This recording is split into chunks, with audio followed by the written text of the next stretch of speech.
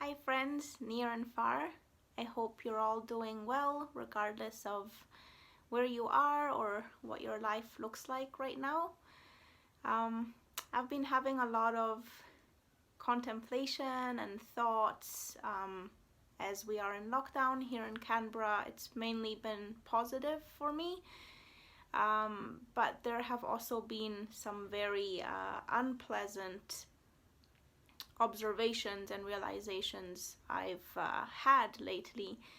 I've been hearing words like sheep and sheeple, as well as filth and asshole being thrown around, often by friends or even family, of people who are either choosing to get vaccinated or choosing not to get vaccinated for COVID-19. So these were new words to me. Sheep and sheeple are for people who are getting vaccinated, and filth and asshole are for ones who are choosing not to. There's other words too, but I can't think of them at the moment. Hearing stuff like this is quite heartbreaking because it reflects the state that society is in right now, that the individual values their own opinion more than they do the human being that they're talking to or that they are using these derogatory terms towards. Seeing things like empty supermarket aisles is also very saddening for me, especially in a place like Canberra, which is where I live, where we are rather affluent. There is plenty of material abundance, but it reflects how shallow and conditional the love that we have for one another is. And how as soon as there is a little bit of turmoil or challenge, how the values are so weak that they just fall through, and it becomes all about the individual, my needs, my likes, my desires, my wants, my judgments, my thoughts, my life, as something that is much more important and valuable than other people's life and existence. And this is a problem. What happened to this very important social fabric that we have? What happened to love thy neighbor, or embrace diversity, or be tolerant, be kind and compassionate, be a helping hand when you're able to? This all seems to be really drowned out into the background behind all this talk of physical health and politics and messages of hate that are going around. This is not good. I thought that we tried to teach our children not to bully others, and to share and to help and be kind, but we are not living by example. So I think we can do better than that, and myself included, because as individuals we are actually much more powerful than we may believe ourselves to be. There's two really fundamental issues that have come to mind for me that I've noticed, and they're not new, but they're very strong right now. They are ignorant-based barriers, fundamentally. Barriers to our to living a happy, free life. So one of them is this idea of intellectual and moral superiority of the self, of the individual.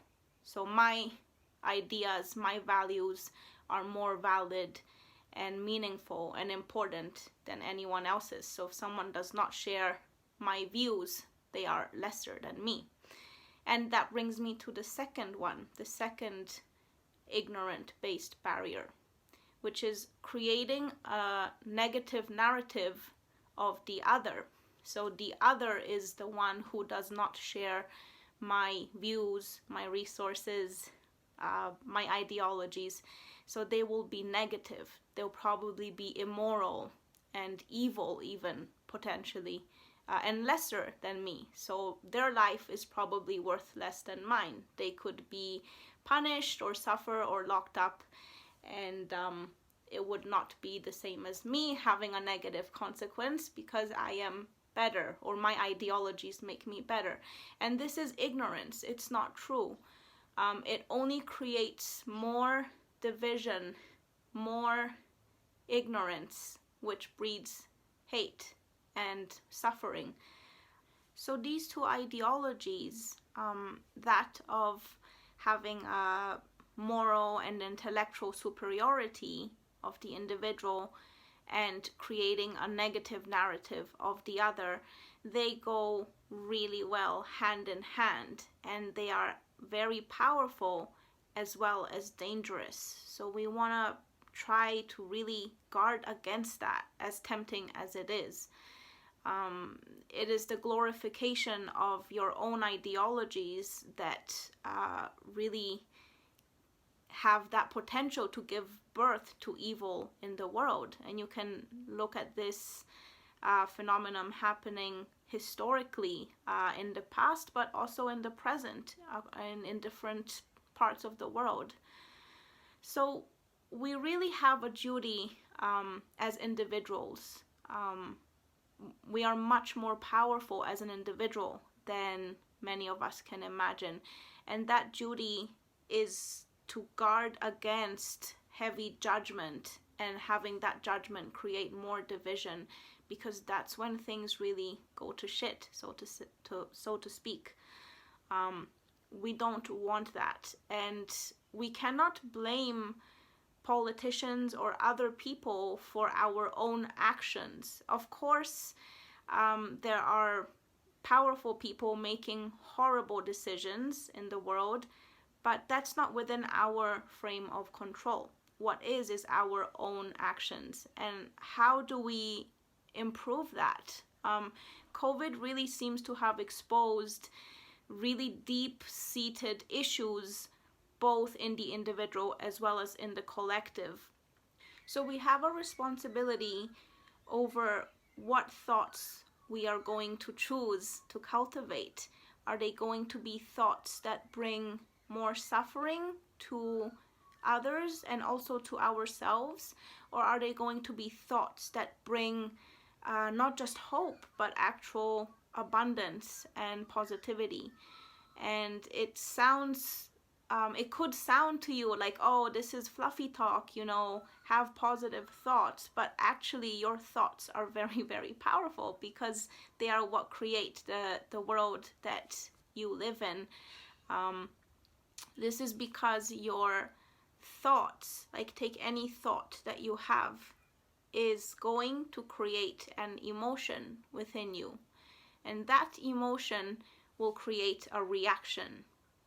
That reaction gives birth to an action, usually like an outward action, and that outward action then becomes your living reality, the manifest reality. So this means your thoughts are really, really powerful, and there's a responsibility to first be aware and then choose which ones you're going to cultivate.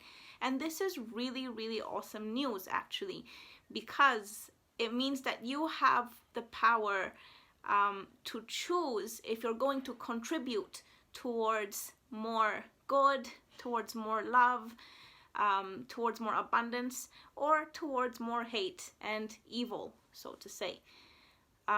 And with that being said, with great power comes great responsibility, and it's time to take it back in your own hands. The world is really crying out for help right now. We don't have to look far, but everywhere. There's stuff coming up, and maybe even you yourself need help. So it's really a time to think about being helpful, to helping ourselves, to asking for help when we need it, to lend a helping hand whenever it's possible when someone else needs it. That will be a wonderful frame of mind and mode of operating to switch into. No one is inherently evil by nature, but when we are fearful, slipping into a lacking mindset, lacking mentality is almost inevitable. And what happens is when there's a sense of lack, a neediness, a desperation, that gives birth to the desire to try and control, to gather. And life is not designed to be controlled. We cannot control other people and the environment. And I'm sure that you've probably found out by trying. Things just don't stay permanently the way that you want to, no matter how hard you impose that. And something like fear is completely natural, and we're not trying to deny it. But at the same time, it's crucial not to indulge in it. And it sounds funny, like, oh, indulge in fear. Fear is not pleasant. It's actually very addictive. So again, that there comes that part where you're like, oh, let me steer my thoughts in the right way. Am I obsessing over fear?